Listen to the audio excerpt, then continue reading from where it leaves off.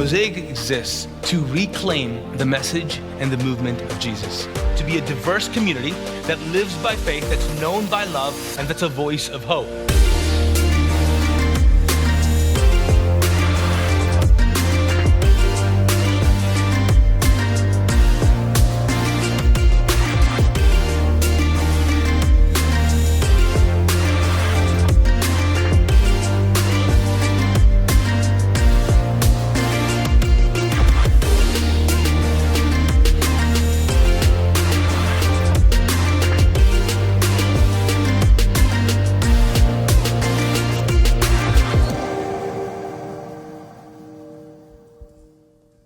Good morning. How you guys doing? Awesome. Yes. Some of you guys are like, what's going on here? Why do you have this? Why do you have this? This is my bag. Yeah. Okay. Here, let me explain. You're like, what are you doing? Stop. I invited someone. Don't. Let's do this all over again. Yeah, okay. Let me explain. I was in Italy a couple of months ago, and I realized that all the guys over there, they have these bags. They have these cool bags. Okay, I think you call it a clutch. Is it a clutch? Oh, please. It's not called an oh, please. It's not called that. But, yeah. So I was like, you know what? It was cool. I saw these guys. All of them had them. And I'm like, oh, this is cool. And they had all their stuff in here, like, okay, and so let me show you. So this is mine. This is actually my purse. My bag, my clutch, whatever it is. And so I got all my stuff. I got my phone here. I need that today. I definitely need that. I got my wallet in here, AirPods, my shades in here. I love it. Now I know some of you guys are like, please stop, bro, just stop. I did take it to the gym once. I took it to the gym once. That was it. It was too much. The first week I walked around with it. My son refused to walk with me. He refused to. My wife just rolled her eyes. And my daughter, she was like, it's fabulous. And I was like, okay, thank you. So, yes, it's actually my purse. It's actually my bag. But I do have another bag here for you. And this is our swag bag here. I don't know if you guys have experienced this. If you're a guest recently, we started giving these out to our guests. We got this bag. It kind of matches the shirt. I got shoes to match the whole thing. Let's see what's in here. All right. We got look at this. Fresh. Yes. I was going to put it on, but I did it in the first service, and then I messed up my hair, and I was like, I'm not going to do that. I should do that. Yeah. Okay. Right? Should I just preach in this? Can I just do that? And then there was silence. Oh yeah, hold on. What else we got here? Oh, we got a koozie in here? Oh, we got a koozie. And not a beer. Hold on. Not a beer. We got a koozie in here. Let's see. You know what? I think we actually have stuff to give away. Oh yeah, I got a hat to give away. Who wants a hat? Anybody want a hat? Anybody? There's so many of you. See, I can see you, and your eyes are like, please. How many of you like my man bag? All right, okay, I'll give it. Here, grab one. Woo. Okay, I also heard the last service I hit someone with a koozie. Okay, so watch out. All right, and we got a T-shirt. And the name of the T-shirt, actually, there's no name. It's called Small. Anybody is small here? Anybody small? All right. Well, and you can have the bag as well. Not really. Awesome. Actually, you know what? I'll give you this too. Who wants another hat? Anybody want a hat? Okay, I'll do. Okay, some of you guys are volunteers. You're going to get a hat for sure. Okay? Here. All right. Someone. All right. So why am I talking about bags? What's going on with this morning's conversation? If you're a guest here, you're like, okay, what's the deal? So we've been in a series called Reclaim, and we ended it last week. And this morning, what I want to talk to you about is really the stuff that's on your chairs. Like when you walked in, you saw this brochure, this bulletin, whatever, and it's a volunteer brochure. I want to talk to you about that because at some point, at the end of the conversation, I want to take you there. But before I do that, before I do that, I want to ask you this big, in one sense, a big question in your life. Do you carry around a bag? Do you carry around a bag, right? I think most of us in our lives, we've carried around a bag. I know that women carry around bags. There are book bags, there are all kinds of bags, briefcases, all kinds. We have bags in our life. The question, though, is like, who are we carrying the bags for? Obviously, the obvious question is it's for us. Like, I've got all my stuff in my bag, you got your stuff in your bag, but could it be possible that God wants us to carry a bag, but it's not just for us, it's actually for other people in our lives? Could it be possible that God's saying that your life is the way, and the bag you carry is kind of like the philosophy of your life? For some of us, we live our lives connected to this one reality, and that is that life is about collecting things. And so when it comes to bags, when it comes to our lives, when it comes to our emotions, our everything about us, it's about collecting.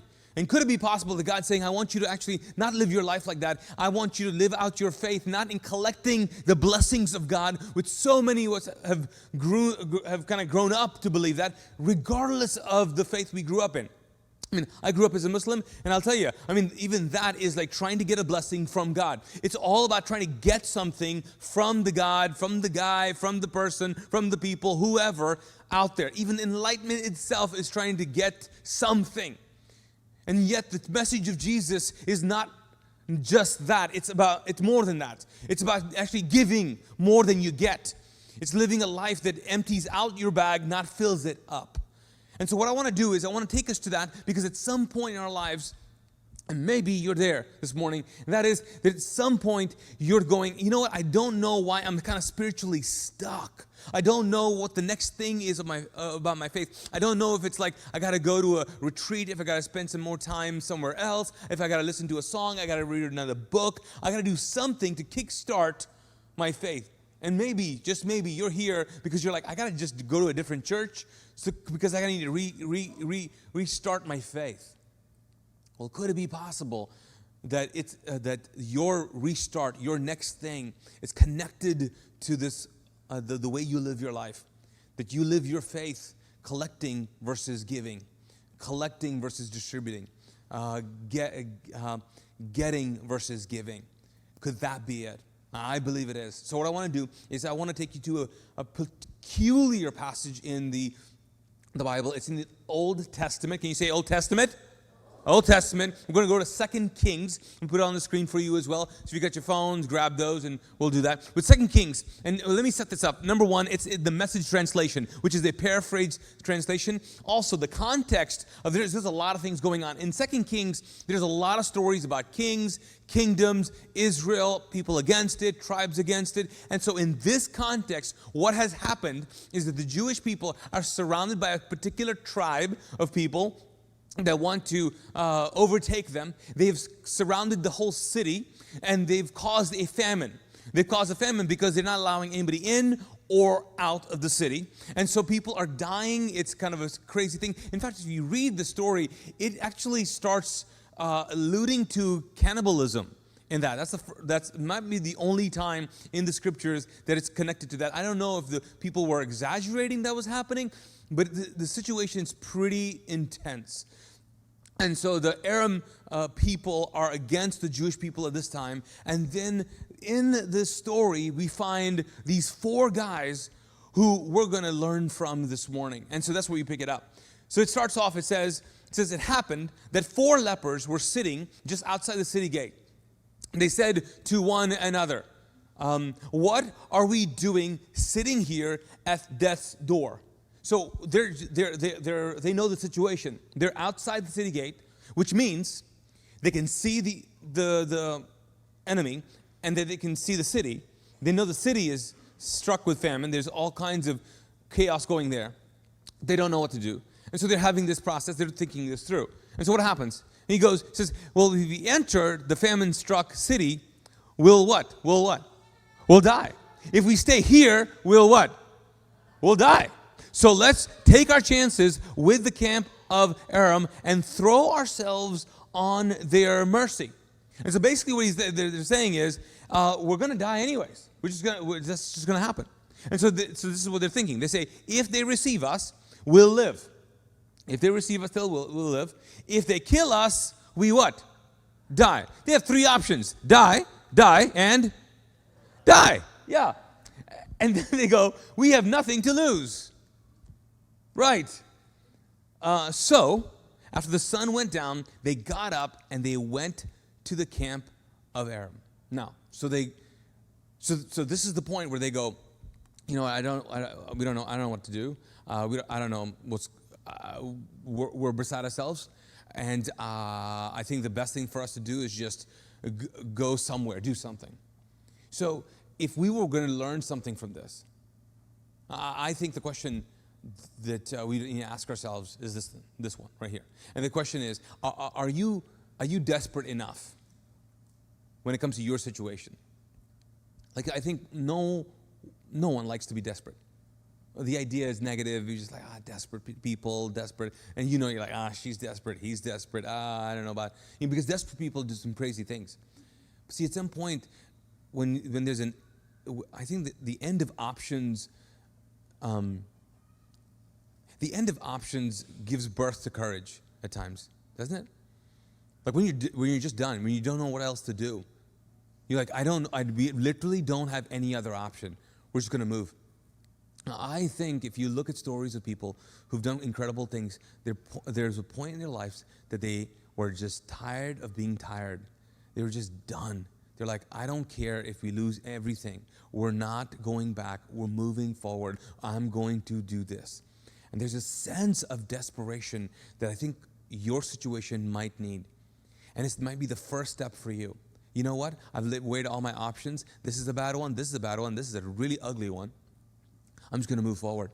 I'm just going to do this. You see, all of us want a hope when it comes to our options. We all want a chance to like, hey, maybe if I do this, this will happen. And there's maybe a plus side to it. But I think sometimes the biggest handicap is the fact that you have hope. Let me explain. Now, I'm all about hope. I got a shirt that says, "Hope for all." I'm all about it. I got a bag that says it. I got a hat that says it. I got a koozie that says it. I got all kinds of stuff that says "Hope for all." I'm all about hope for all. But there's something about being hopeless that gives birth to or rises up inside of us a new sense of bravery that says, this is done, it's not going to happen, it is over, and I need to move on. In fact, people have talked about this, researchers, authors, counselors. One guy in particular, he wrote the book Necessary Endings, and he talks about, this is Dr. Henry Cloud, and he talks about the idea of hopelessness, and he says this. He says that hopelessness can be a virtue. Yeah, hopelessness can be a virtue when we allow it to show us the areas in which we need to lose hope so that we can move into something healthier and wiser.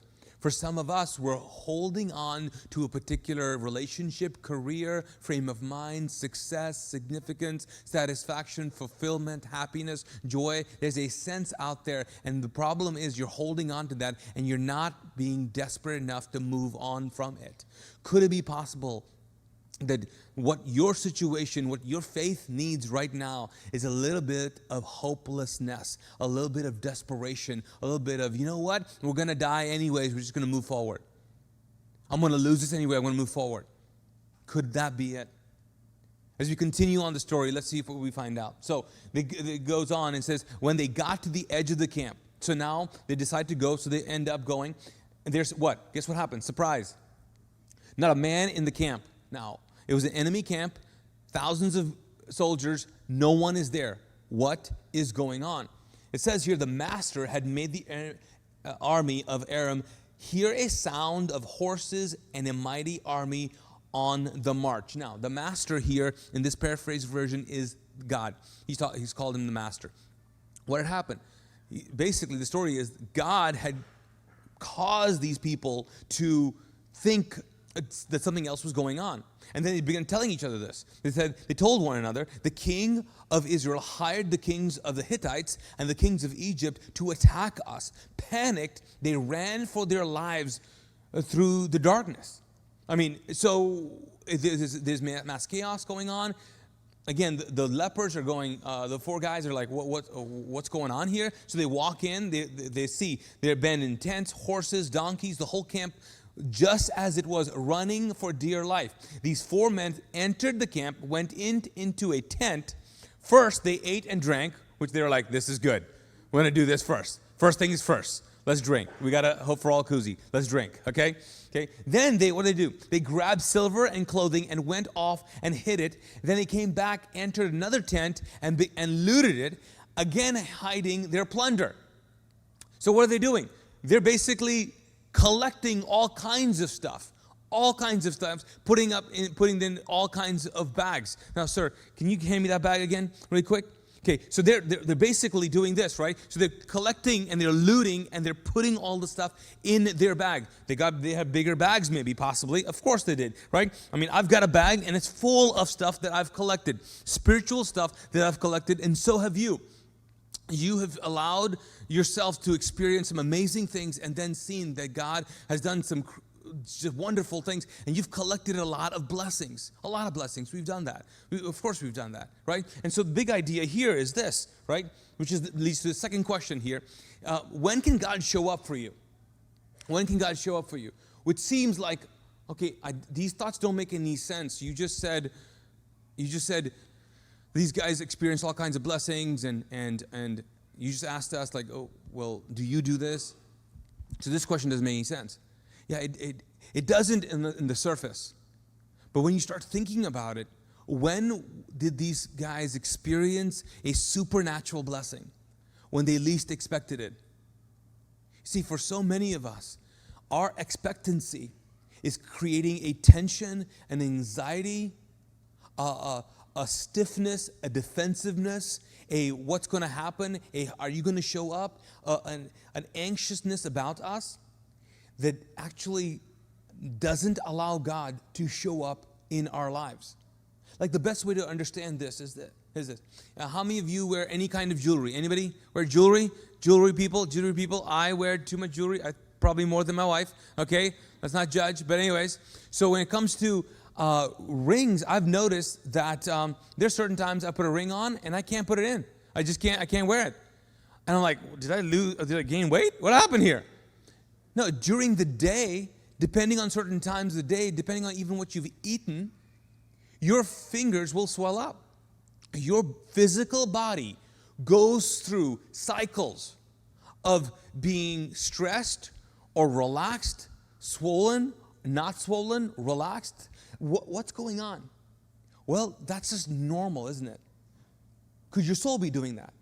Of course it is. Of course. There are moments in the day, there are moments in your life, there's moments in your seasons of life that God can't really show up for you because He can't fit in. He can't fit into your schedule. He can't fit into your frame of mind. He can't fit into your faith because you've expected Him to work a certain kind of way. So the question is, when can God show up for you? I'll tell you what, if you are spending time collecting all kinds of things, if you're focusing on getting, if that is your spirituality, then I don't know when God can show up for you. See, it's tough for us to understand that, but it's the reality of life. I grew up Muslim, and so 19 years of my life I was a Muslim. I'm a Pakistani guy that grew up in Kuwait, in the Arab world, and so I'm familiar with Arab world, Pakistani, all things Muslim, and I get that, and I talk to a lot of Muslims who either are thinking about coming to faith in Jesus or have come to faith in Jesus. I've spent time talking to a lot of Muslims about how they've come to Jesus and stories about thousands of Muslims coming to Jesus. And consistently there seems to be a thread. The thread is that God speaks to Middle Eastern people, I don't know why, through dreams and visions. Have you ever had a bad dream? Anybody? Bad dream, right? Not a nightmare, just a bad dream. Just a bad dream. Have you just woken up just mad at life? You know, just like, what happened? What happened? Have you ever had a dream about a certain person, then you saw them that day and you were just mad at them? You're just like, you know what? I don't like you. By the way, they're not responsible for that. You are. Like, that's your dream. You get to do whatever. Okay, so we've all had bad dreams. We've all had good dreams. We've all had nightmares. All of those. Have you ever had a dream where you're like, I think this is God? Why does God talk to us through our dreams? Why do Muslims come to faith or see something, which this is the story. They say, I had a dream that there was a man in white that told me that he was Jesus and I should follow him. It's a consistent story. I mean, there are thousands and thousands of Muslims coming to faith every year. Every year. In fact, there's more Muslims coming to faith in the rest of the world than there are American born Christians coming to faith in Jesus. And they're consistently happening because of dreams and visions. You need to pay attention to your dreams. See, for some of us and for Muslims, the defenses are so up. We're just so on at times that sometimes the only way God can show up is when we are asleep, when everything else is just relaxed, when everything else is just on low, when our subconscious is the only thing that's on. See, sometimes our lives are like that. Like, God can't show up for you because you're just so tensed up. And He wants to show up in an amazing way. But you have an expectation of how He should show up. And He wants to show up a different way. All of this is connected to the kind of life you're living, the kind of walk of faith you have. So let's go back to the story. What happens? Finally, so they've been looting, they've been getting all this stuff. Finally, they said to one another. Now, obviously we know that not all of them said at one time. Okay, this was not like the beginning of an a cappella men's group. Okay, this is not it. Okay, so one guy says this. He says, we shouldn't be doing this. To which another guy would say, shut it. Okay, we deserve this. Okay, we deserve this. No. And then he goes on. He says, this is a day of great news. Of great news. Why? Because they just realized they went to this camp and all of the army that was surrounding and creating the famine had left, were gone. It was over. The oppression was over. The occupation, in one sense, was over. They had freedom. So they go to this camp. No one in the city, all the Jewish people do not know this is happening. They still think that the enemy is encamped around them, but the enemies run away. Something happened, they ran away. These guys go in and they're just enjoying all of this. And then one guy has this thought, hey, this isn't right. Let's loot some more, but this isn't right. Let's get some more stuff in there. But this isn't right. This is a day of great news, and help me with the rest. And what? And we're making it what? We're making it into a private party. A private party.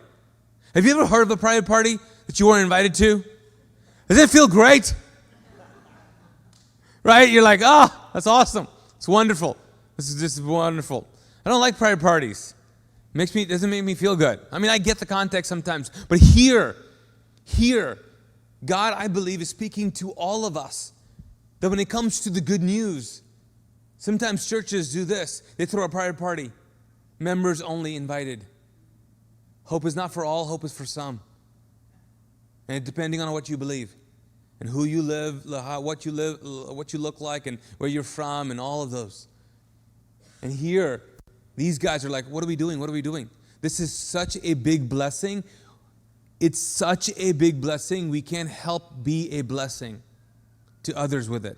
It's such a big blessing that we can't help take it and share it. It's such a big blessing. This is such great news. This is such great news. There is no way. What are we doing? What are we doing? We're throwing a private party.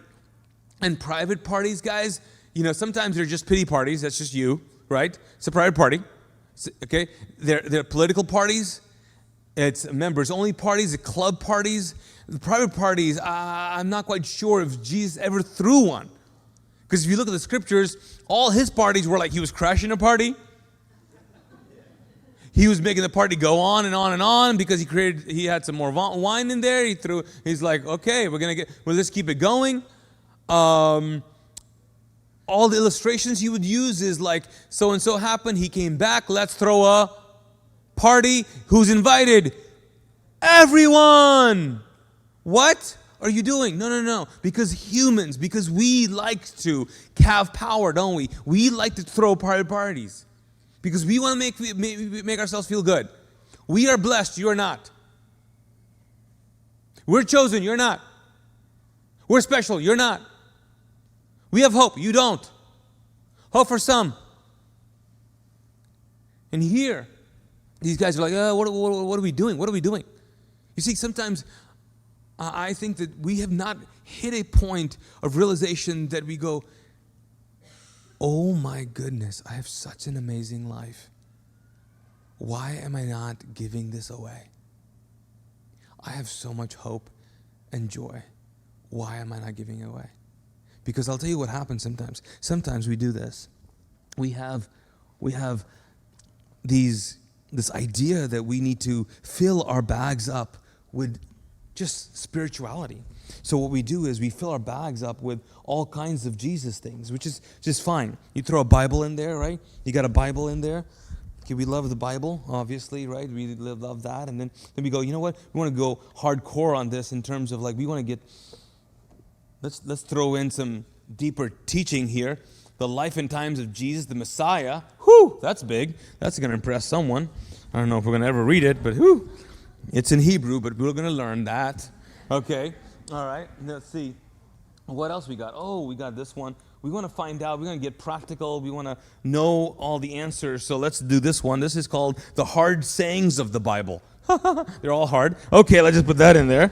Okay, let's do this. And then what else we got? Oh, let's see. What else can we put in there? Okay, we go through life. Oh, I need to grow my discipleship. I need to be a follower of Jesus. So what I'm going to do is I'm going to start this 1 year Bible thing.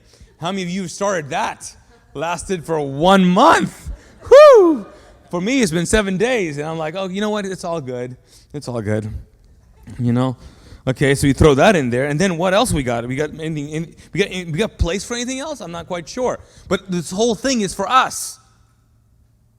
It's for us.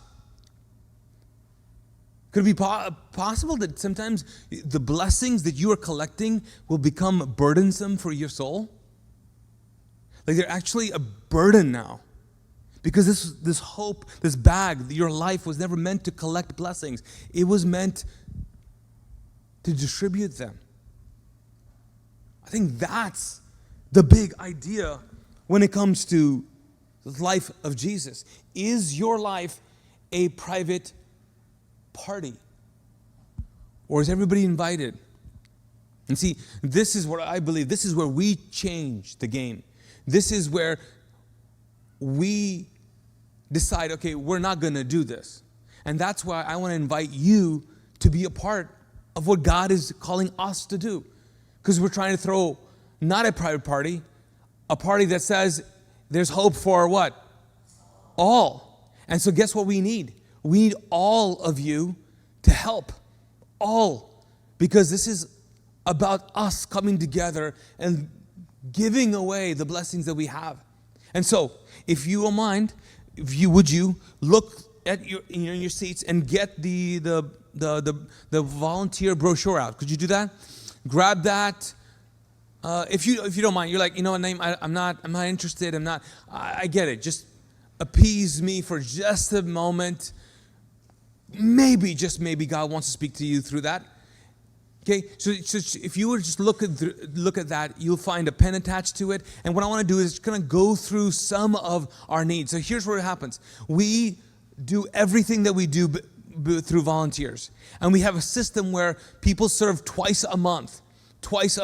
And so we're committed to making sure it's healthy, making sure that you're in a good position that you want to be, and making sure you get a chance to actually take a break. So some of you guys, you've been on a break. It's time to get back. Some of you guys are like, oh, do we get to take a break? Yeah, you get to take a break. That's what we want to do. But here's what I want to do. I want to just go through some big major items here and just present to you an opportunity for you to go, you know what, I'll do this. Because if you sign up today and you go for 6 months, because that's his commitment, you serve about 12 times. 12 times. That's it. So let me go through the big ones. The first one is North. So North Campus, this is North Campus. We actually have another campus, Metro. And so in North Campus, when it comes to M-Kids, we need 33 people. We need 33 people and M-Kids. So if you look through the brochure, you'll see there's a check-in area. There's by each classroom. And there are some of you, and I get it, some of you guys, you're like, man, I'm just not a kid person. I have 5 of my own. I'm trying to get rid of some. You know what I'm saying? I come to church so I can check them in and just hang out. You know, I do this. I mean, so please, I don't want to do that. I get it. And then there's others of you, the others of you who weird me out sometimes because you look at babies and you're like, I want to eat that. And I'm like, whoa, what are you doing? Right? I'm going to pinch that thing. I'm going to pinch it. I'm going to pinch it. Have you ever done that? Have you seen that? He's like, I get it, but it's weird, right? Think about it. You want to eat babies. What is wrong with you? Anyways, so you love them. You love them. So maybe that's for you. Maybe that's for you. Okay, let's go to the next. So in Metro, we need 21. And let's go to the next. So Metro Connection Team. Now this is Connection Team. This is so important. If you look through the brochure, you'll find that there's you got security, you've got ushers, greeters, you got people who are serving you over here, and they're part of a team, and that's called the Connection Team. And so we need 37 for North. And so what does that look like? What that means is you sign up for one of those, and we put you on a team. You can switch around. We will work with you for that. So as I'm talking through this, I'd love for you, if you haven't already, maybe start filling it out and go, you know, I kind of like that. I kind of like that. Let's go to the production team. Production team, we need 23 for North. 23 people for North. What does that mean? Lights, camera, action, you know, all of those things. And so if you want to be in the back, like you're not a people person, you love technology. I mean, depending on your personality, we'd love for you to do that, because all of these allow us to serve people. So there are people out there that go, hey, I'm not really a people person. I just kind of do this. And I just like to, you know, I want to be on a particular team. I want to do security. I want to do, friends, we would love to put you in any position that is on the brochure, and that you can try it for a season. If we need to switch you, we'll switch you. The goal for us is not just to meet our needs. Friends, again, we're trying to throw a party that invites everyone. And if we're going to do that, then we need everyone. If this was a private party, we would just need church staff, and that's it. That is not our goal. We're here to reclaim the message and the movement of Jesus. We believe hope is for all, and what that means is we're all a part of this. So, would you consider serving 12 times in 6 months? 12 times. So, let me give you a minute. Can I do that? Just for you to look at the brochure and fill it out. Fill out. And once you do, you have ushers who are volunteering, who'll grab them from you if you pass them to the end of the aisle. Just take a moment.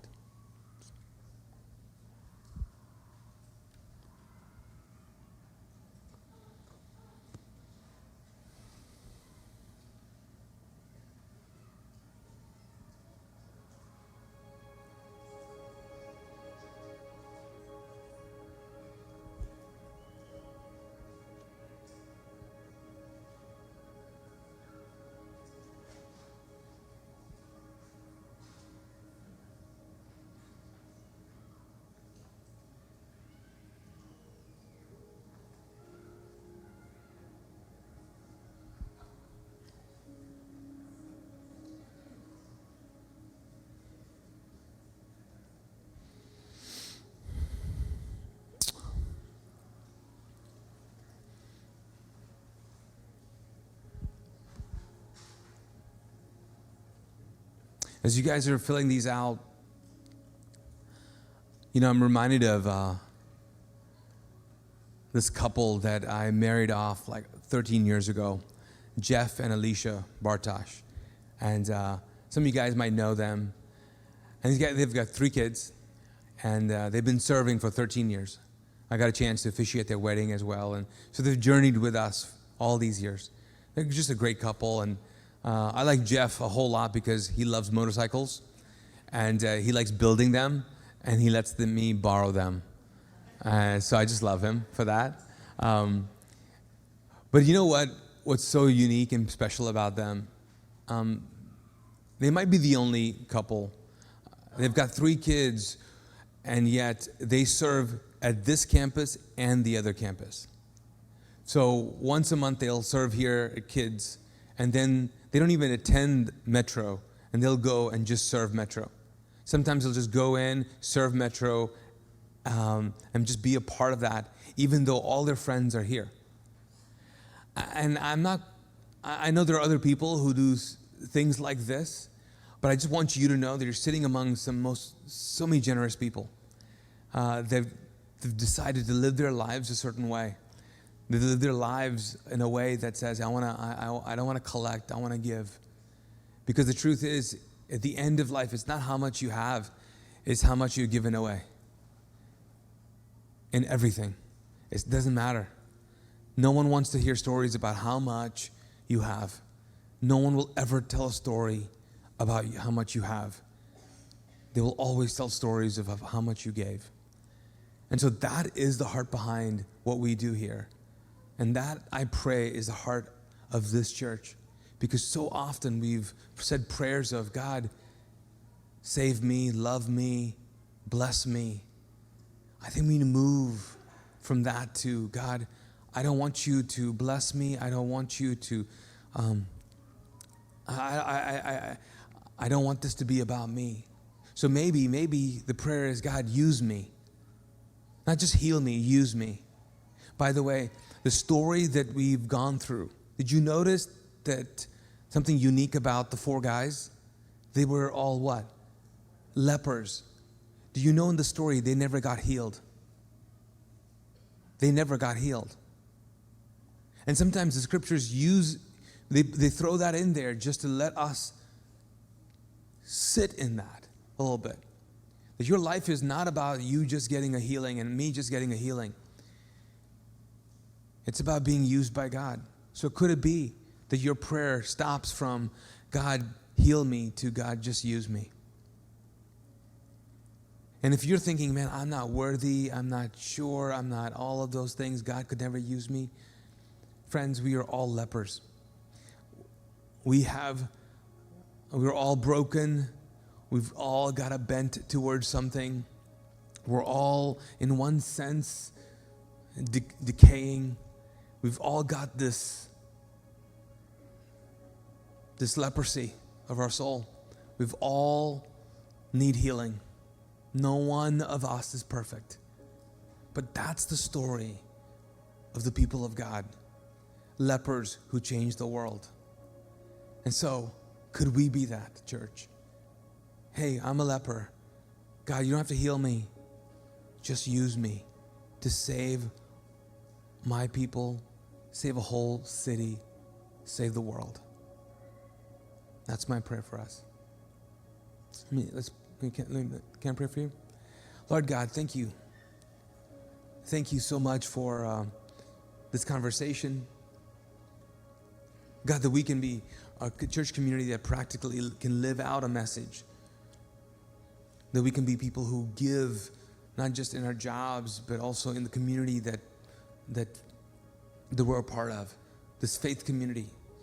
And for God, I pray for some of us to recognize that God, the main thing for them, it's not for all of us, but for some of us, the main thing is actually that our blessings are become burdens because we have spent our whole life collecting them. And it's time we empty it out, because God, you fill us to fill other people. So God, let me use what we have and to bless other people. God, and I pray that we would be the ones. We would be the ones who say, you know what? We're not doing this. This is such great news. This is such a great hope.